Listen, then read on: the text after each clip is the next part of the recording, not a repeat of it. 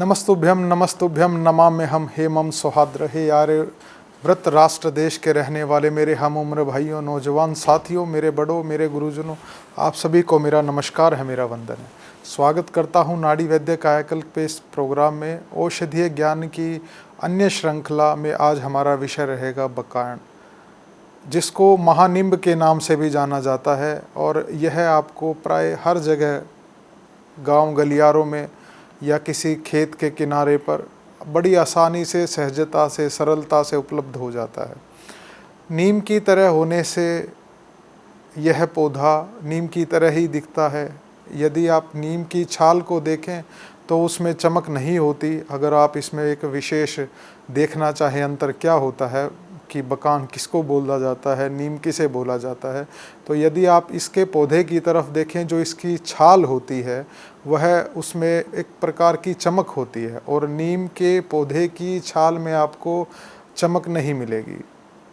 इसका अलग अलग तरीके से उपयोग किया जाता है। यदि आपको कोई त्वचा का रोग है, या आपको बद्धकोष्ठता है, आपका पेट साफ नहीं होता, आपको कोई भी किसी भी प्रकार का चर्म रोग हो गया है, उस समय पर इसका उपयोग किया जाता है। इसके पत्तों का रस 2 से 4 चम्मच यदि आप रोज़ाना पीते हैं तो वह आपके शरीर में उत्पन्न किसी भी प्रकार के चर्म रोग को ख़त्म करने में विशेष सहायता करता है। और यदि आप देखें, छोटे बच्चे को होने वाले कोष्ठ अवरोध, जब छोटा बच्चा पैदा होता है, 1 साल से कम यदि वह है या इससे ऊपर है, तो उस समय पर उस बच्चे को इंटेस्टाइनल कोलिक हो जाता है, आंत्रों में शूल बनने लग जाता है, उसको दर्द बनता है, क्योंकि आंतों की जो क्रियाएं हैं वह अच्छी प्रकार से नहीं होती। उससे उसको तनाव उत्पन्न होता है, जिससे उसको वेदना की उत्पत्ति हो जाती है।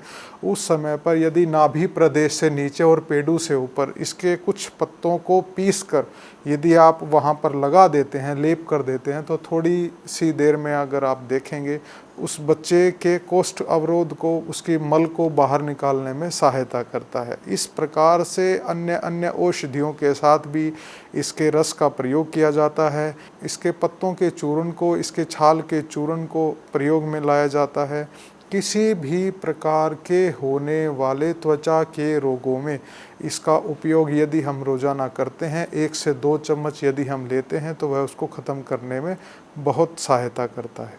इसके जो गुण होते हैं वह आपको किसी भी प्रकार के, यदि आपके पेट में कीड़े हो गए हैं, या कोई कृमि रोग हो गया है, या कहीं घाव बन गया है, वहाँ भी कीड़े लग गए हैं, तो इसके पत्तों के रस या इसके छाल के क्वाथ को यदि आप उससे व्रण का प्रक्षालन करते हैं, उसको धोते हैं, तो वह उसको एज ए एंटीसेप्टिक कार्य करता है, और वहाँ पर होने वाली वेदना को और उन घावों को भरने में हमारी विशेष सहायता करता है। यदि आपको अर्श रोग हो गया है, आपको मस्से बन गए हैं, उस समय पर इसके किया गया स्वरस का प्रयोग विशेष लाभदायी होता है। ध्यान रहे, यदि आप इसके स्वरस की ज़्यादा मात्रा में प्रयोग करते हैं तो वह आपको वामक उल्टियाँ भी ला देता है। यदि आप ज़्यादा इस्तेमाल कर सकते हैं तो 2 से 4 चम्मच रोज़ाना पानी मिलाकर, समभाग पानी मिलाकर यदि आप उसका प्रयोग करते हैं, तो यह आपके वर्ण को सुधारने में, यदि आपको कोई शरीर में त्वचा का रोग होकर वहाँ का वर्ण यदि आपका काला पड़ गया है, या आपका चेहरा की आभा खत्म हो गई है, तो उस समय पर यदि आप इसका प्रयोग करते हैं तो यह विशेष लाभदायक साबित होता है।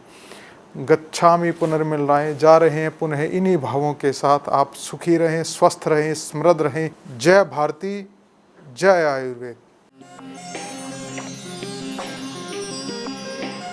वैद्य जी से मिलने के लिए आज ही संपर्क करें। वैद्यराज सत्य प्रकाश आर्य, विश्वविख्यात आयुर्वेदाचार्य एवं नाड़ी तंत्र विशेषज्ञ।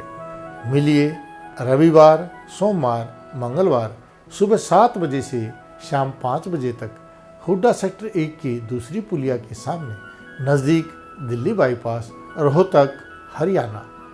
मिलिए बृहस्पतिवार, शुक्रवार, शनिवार को सुबह 9 बजे से शाम 5 बजे तक किम्बरली प्लाजा, सेक्टर 112, नज़दीक गुरुग्राम गेटवे, बजघेड़ा, गुरुग्राम।